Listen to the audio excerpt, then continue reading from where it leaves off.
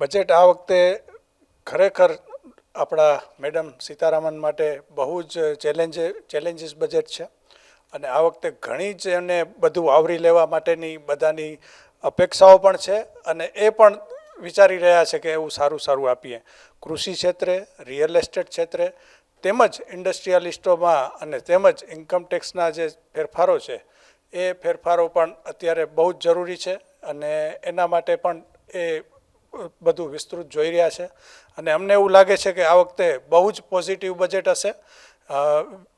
દરેક વેપારીઓને ફાયદા કરાવનારું તેમજ કૃષિ ક્ષેત્રે, ડિફેન્સ ક્ષેત્રે પણ ફાયદાવાળું બજેટ હશે એવી અત્યારે લોકોમાં બધે વાતચીત થઈ રહી છે. અમારો એક જે મેઇન મુદ્દો છે કે રિયલ એસ્ટેટને એક ઇન્ડસ્ટ્રીઝમાં લઈએ. જો ઇન્ડસ્ટ્રીઝ દરજ્જો અપાય તો આ ક્ષેત્ર બહુ જ આગળ જઈ શકે એમ છે અને ઇન્ડસ્ટ્રીઝ આમ જુઓ તો ઓલમોસ્ટ 35-40% જે રોજમદારી છે એ રિયલ એસ્ટેટમાંથી મળે છે.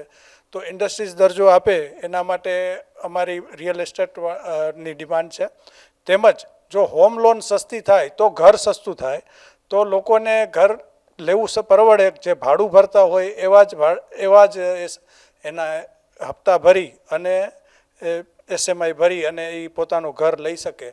એ તો રિયલ એસ્ટેટનો ઘણો જ વિકાસ થાય. તેમજ જે અત્યારે સારી સારી કંપનીઓ આવી રહી છે તે રેન્ટલ લઈ અને એનો જે વધારે વિકાસ થઈ રહ્યો છે.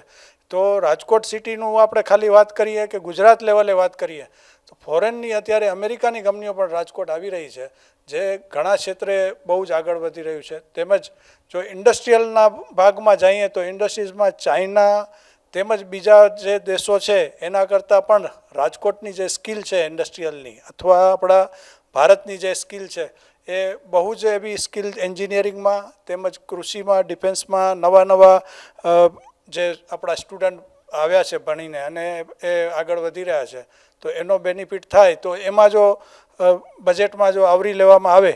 કેપિટલ ગેઇન્સનો મુદ્દો જે એમનો છે એ આમ તો ગણી શકાય તો 24 મહિના જે લીધા છે એ જ કરશે. એમાં બહુ ફેરફાર નહીં આવે, નહીંવત ફેરફાર આવવાની શક્યતા છે.